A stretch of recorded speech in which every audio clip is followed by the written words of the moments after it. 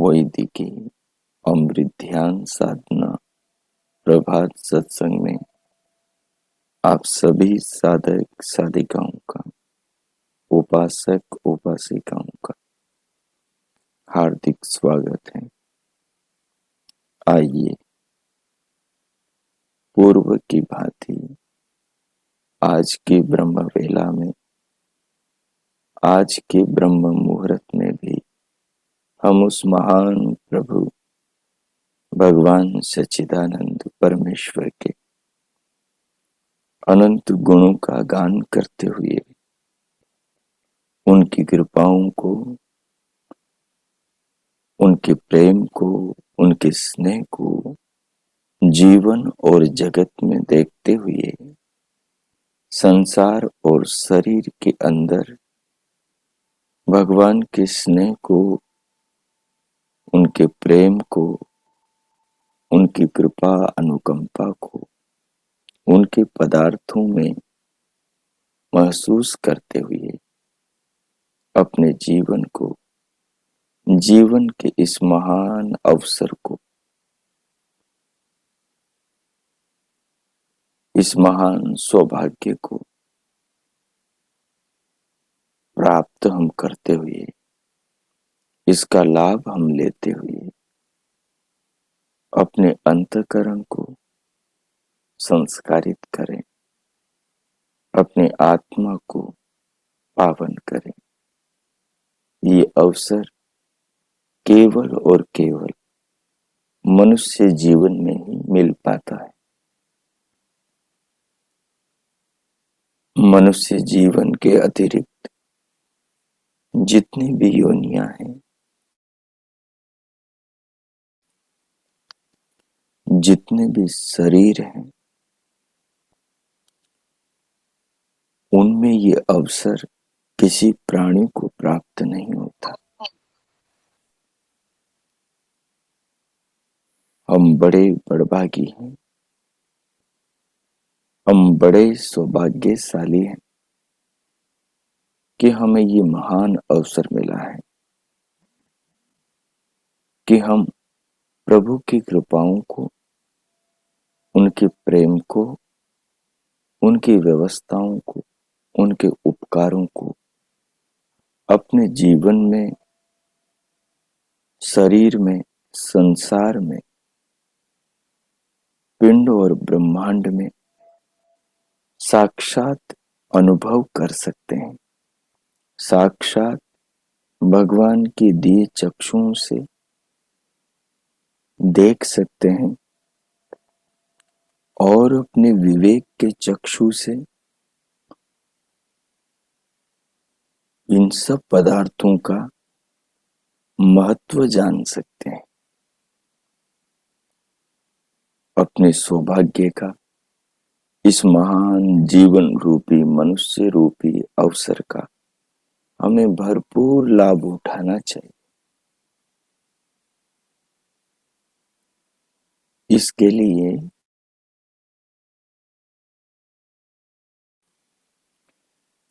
लिए कोई भी अनुकूल आसन लगाएं जिसमें स्थिर होकर ध्यान पर्यंत आप सुखपूर्वक बैठ सके। कमर, पीठ और गर्दन को सीधा कर लें। दोनों हथेलियों को गोद में रख लें और नेत्रों को मूंद लें, बंद कर लें, पलकों को झुका लें। तदुपरांत सिर से पांव तक अपने पूरे शरीर को मन के द्वारा अनुभव करें। अनुभव करें, महसूस करें सिर से पांव तक पूरे शरीर को।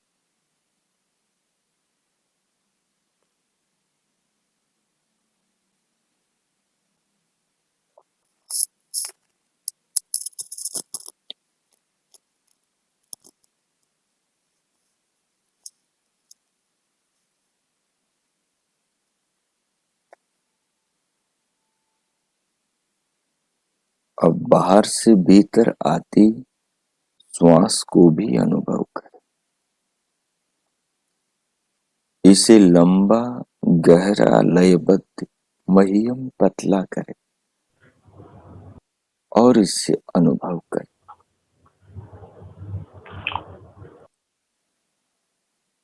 श्वास को अनुभव करें।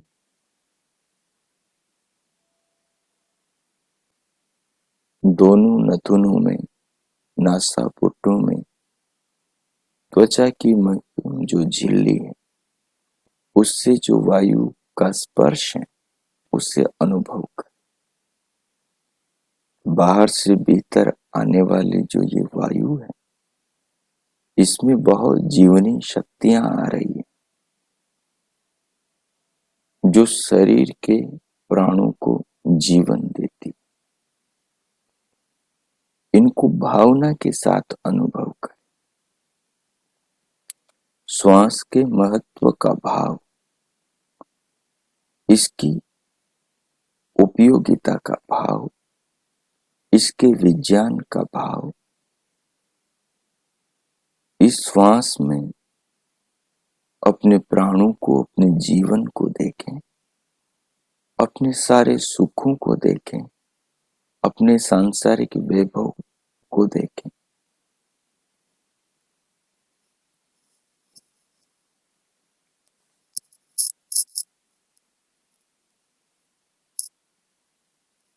श्वास को अनुभव करें और इसमें भगवान के प्रेम को देखें, भगवान के स्नेह को देखें, क्योंकि श्वास है तो जीवन है अपना। श्वास हमें जीवन दे रही है। श्वास तो जड़ है, वो अपने आप न आ सकती है न जा सकती है।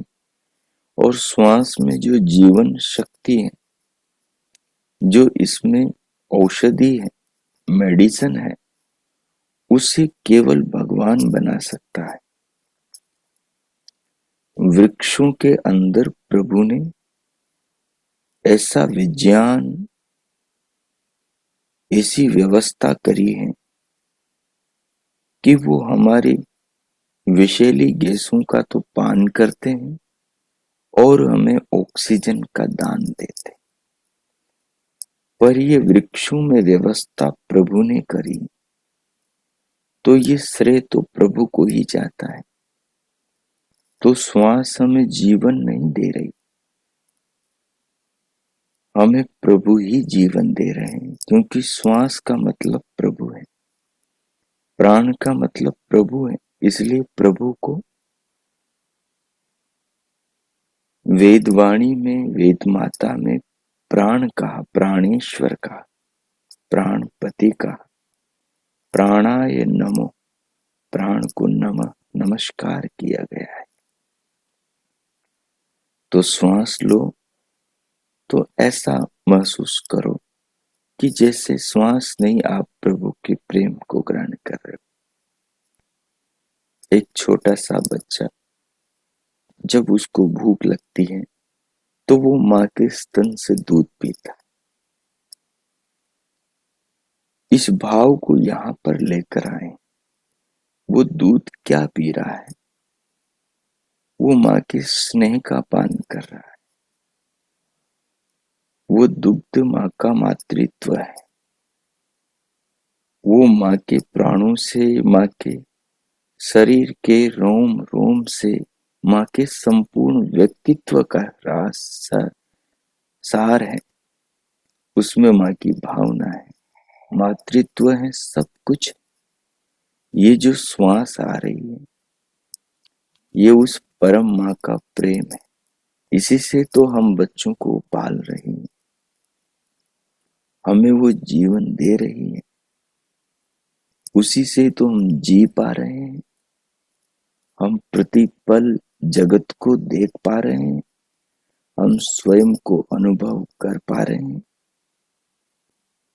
तो ये श्वास नहीं, ये तो साक्षात प्रभु का प्रेम है। श्वास माध्यम है उस प्रेम को प्रकट, प्रस्तुत करने का। जैसे माँ का दुग्ध माँ के मातृत्व का, उसके स्नेह का, उसके प्रेम का माध्यम है। उस माध्यम से ही तो ये बच्चे को जीवन देती है। उस दुग्ध को पीकर बच्चा कैसे आनंद की नींद में सोता है, कैसे खेलता कूदता है। आप अपनी माँ के स्थान पर परमात्मा को खड़ा कीजिए, आपको समझ में आ जाएगा कि जीवन में परमात्मा की कितनी आवश्यकता है, कितनी अनिवार्यता है। जितनी जरूरत बच्चे को माँ की है, उससे कम जरूरत क्या परमात्मा की है। परमात्मा तो वो पिता है, वो विश्व चेतना, वो विश्व आत्मा जो माँ और पिता दोनों की भूमिका निभाता है। माँ का दूध बच्चा पीता है तो बच्चे में शक्ति आती। उस दूध से बच्चे के शरीर में शक्ति आती और उसी शक्ति से वो बच्चा खेलता है, कूदता है, सारे काम करता है, सबको हंसाता है, सबकी खुशियों का आधार बनता है। और उसी दुग्धामृत से धीरे धीरे उसकी शरीर का विकास होता है, उसकी देह का विस्तार होता है। मतलब ये दूध है तो वो बच्चे के प्राण है। ये जो माँ के शरीर से दूध आ रहा है स्तन से, ये वास्तव में बच्चे का जीवन आ रहा है, ये बच्चे के प्राण आ रहे हैं। इन्हीं प्राणों से बच्चे की एक एक कोशिका बनती, उसके शरीर में रस, रक्त, मांस, मज्जा, अस्थि, मेद, सारे शरीर के प्राण सक्रिय होते हैं। तो दूध तो जड़ है, दूध तो बच्चे के प्रेम को और बच्चे के समर्पण को समझेगा नहीं, वो माध्यम है। और वो शरीर भी माध्यम है, जिस शरीर से वो दूध आ रहा है, जिस शरीर में वो दूध बन रहा है। लेकिन उस शरीर में जो चेतना है, जो आत्मा है, वो इस बच्चे की फीलिंग को, इस बच्चे को वो महसूस करती है कि वो अपने स्तन से दूध पिला रही है। वो पिलाने के सुख को अनुभव करती है और ये दूध को पीकर उस माँ के प्रेम को अनुभव करता है। उस माँ की जगह परमात्मा को खड़ा कर दे और माँ के स्तन की जगह इस प्रकृति को, इस सृष्टि को, इन वृक्षों को खड़ा कर दे।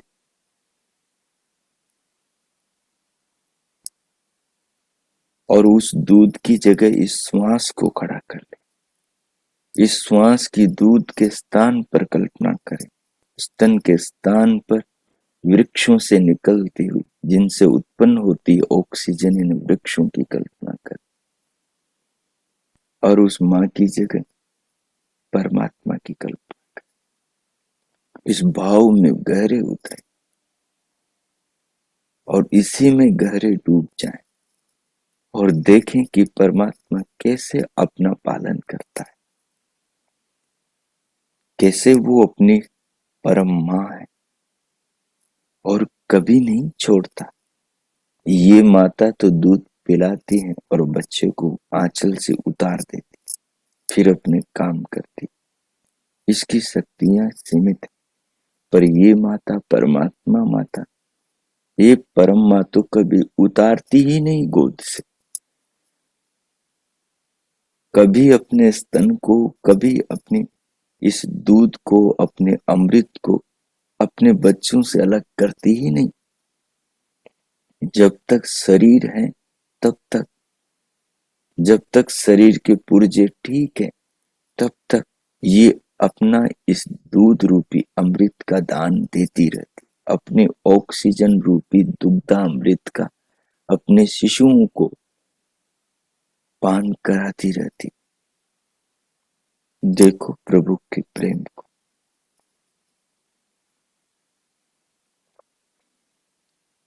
ये इसी दुग्ध से, ये इसी प्राण रूपी दुग्ध से, प्राण रूपी अमृत से अपने शरीर के सारे पुर्जों को जीवन देती।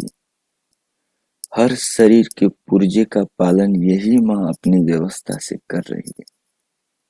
पूरे मस्तिष्क का विकास, जितने भी शरीर के अंदर ज्ञानेंद्रियों कर्मेंद्रियों के गोलक हैं, अंतकरण के गोलक हैं, जो तीनों शरीर हैं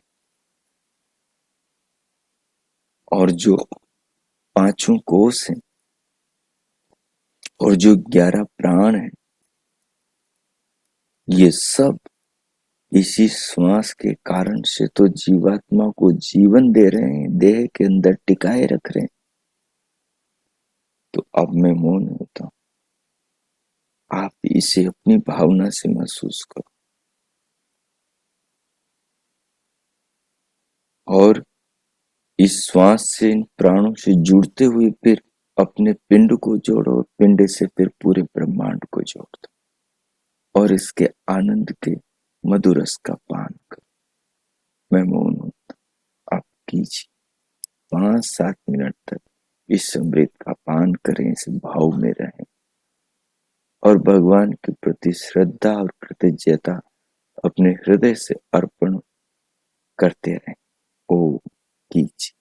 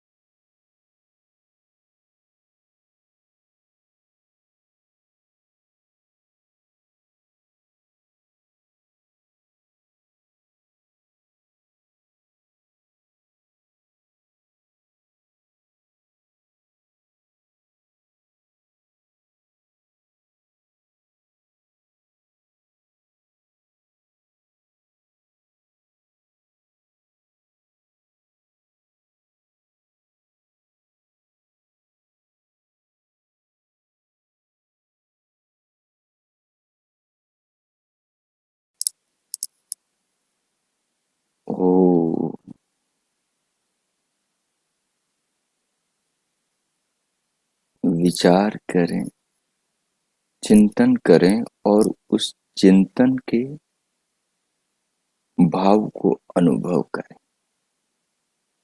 उस भावना के रस का पान करें। स्क्रीन पर ये चित्र आपकी भावनाओं को और बल देगा, विषय को स्पष्ट करने में और मदद करेगा। इसको देखें, आंखें बंद करें और फिर इसके गहराई में और उतारें स्वयं को कि परमात्मा कैसे हमारे प्राणों का प्राण है, परमात्मा कैसे हमारे लिए हर पल जीवन शक्ति का दाता है, कैसे वो सर्वरक्षक है। श्वास को अनुभव करते हुए, इन प्राणों को अनुभव करते हुए, इनके स्वामी परमपिता परमात्मा को अनुभव करें। हम माता के शरीर को अनुभव करते हैं।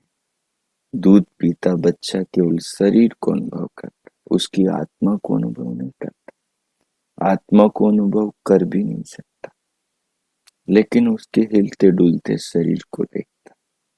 शरीर से ही बच्चे को लाभ मिलता है, शरीर में ही बच्चे का निर्माण होता है, बच्चे के शरीर का।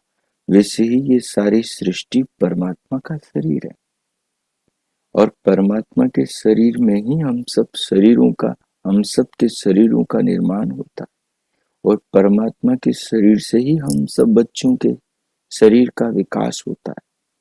जैसे माता के शरीर से बच्चे को दूध मिल रहा है, परमात्मा के शरीर इस सृष्टि से ही तो हमें अमृत, हमें ये श्वास, हमें सारी खाने पीने की चीजें मिल रही है। इस प्रकार स्वयं को भाव में ले जाएं और भगवान की भावना से हृदय को, आत्मा को आलोकित करें और इसमें उतर जाएं। भगवान व्यास कहते हैं, स्वाप्यायात, जो प्रभु में भावनाओं से डुबकियां लगाता है, उसी की आत्मा उस परमात्मा के रंग में रंगती और तन्निष्ठ से मोक्षोपदेशात, शास्त्र ऐसे ही व्यक्ति के लिए मोक्ष का उपदेश करते, वही पात्र बन पाता है। मैं मौन होता हूँ, इसमें और उतरे आप। साथ साथ में मानसिक रूप से चाहे तो प्रभु के नाम का भी जप करें। जिसकी भावना बनाए हैं, उसका नाम ओम है और वो सर्वरक्षक है, तो इस प्रकार अपनी रक्षा कर रहा है। मैं मौन होता हूँ और 5 मिनट आप अपने आत्मा को इस अमृत के पान में लगाएं और इस अमृत रस के भाव में आत्मरंजन करें, आत्मरमण करें। ओम कीजिए।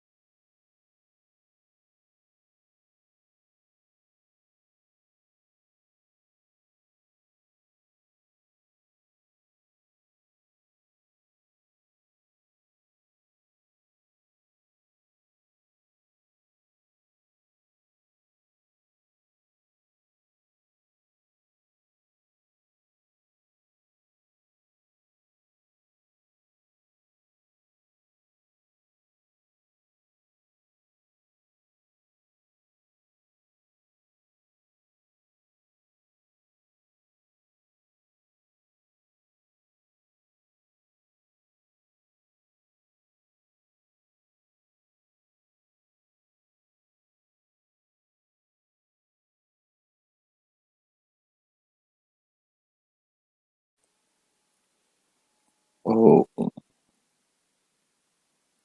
ओ, इस प्रकार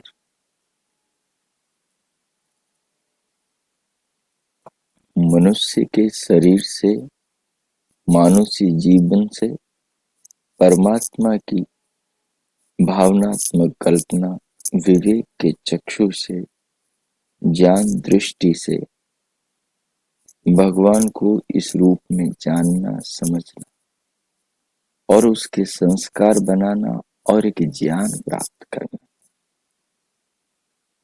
कि जो संसार में मनुष्य ने इंसान के साथ संबंध, पिता पुत्र का, माता पुत्र का जो संबंध है, उसमें पुत्र तो हम सब इंसान है, पुत्रियां तो हम सब इंसान है, पुत्र पुत्रियां, और उसमें जो माता पिता की भूमिका है वो जैसे हमारे माता पिता की, भौतिक माता पिता की, पांच भौतिक शरीर वाले माता पिता की है, उस भूमिका से कई अधिक भूमिका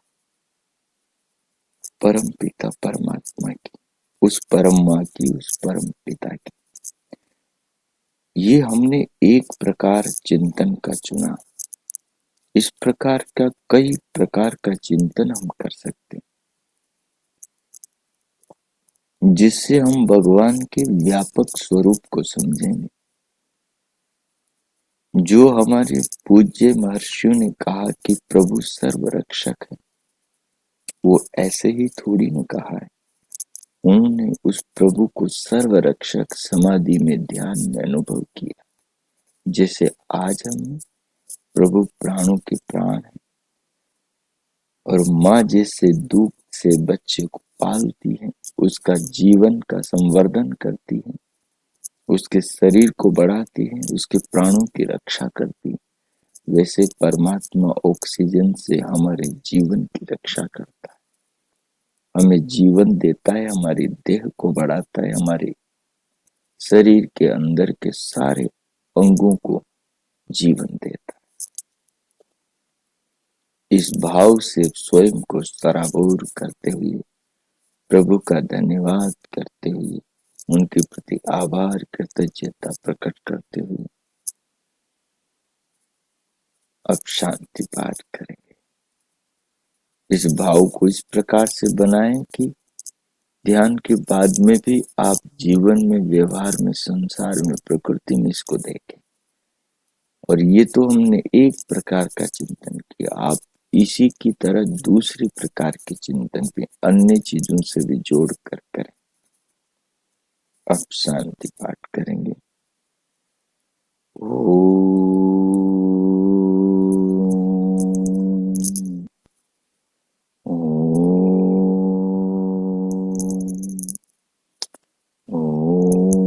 शांति शांति शांति।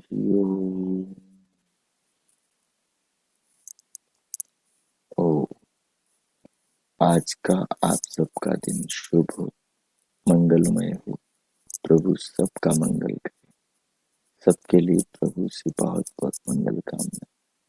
हम सब इस विज्ञान की सूक्ष्मता को, इसकी गहराई को जाने और अपने आत्मा में, अंतकरण में प्रभु की प्राप्ति के, प्रभु प्रेम के, प्रभु के विज्ञान के संस्कारों का ग्रहण करें। अब अपनी जागरूकता को, अंतस जागरूकता को देह पर लाएं, अंग प्रत्यंगों को अनुभव करें, दोनों हाथों की उंगलियों में हलचल, फिर हथेलियों में परस्पर घर्षण और उष्ण हथेलियों से पूरे मुखमंडल का स्पर्श करें।